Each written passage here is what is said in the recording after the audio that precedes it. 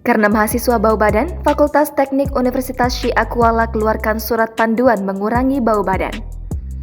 Beredarnya surat panduan mengurangi bau badan mahasiswa teknik USK ini menjadi viral di sosial media.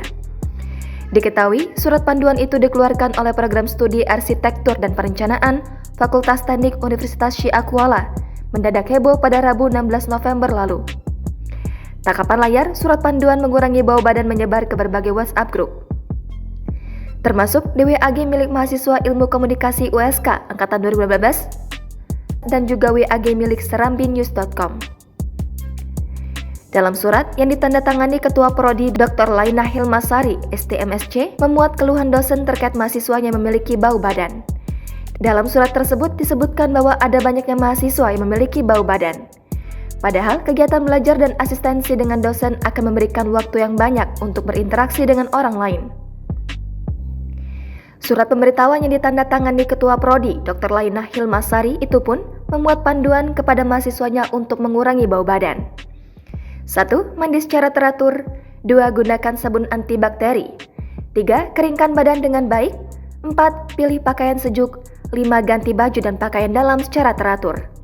6. Kurangi makan minyak dan bawang.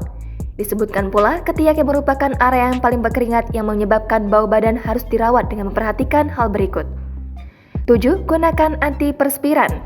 8. Gunakan daun sirih. 9. Gunakan cuka apel. 10. Gunakan baking soda. 11. Gunakan jus lemon. 14. Tea tree oil. 15. Hindari pemakaian deodoran berlebihan karena akan membuat bau badan lebih terasa. 16. Hentikan kebiasaan merokok karena itu dapat menambah aroma bau badan.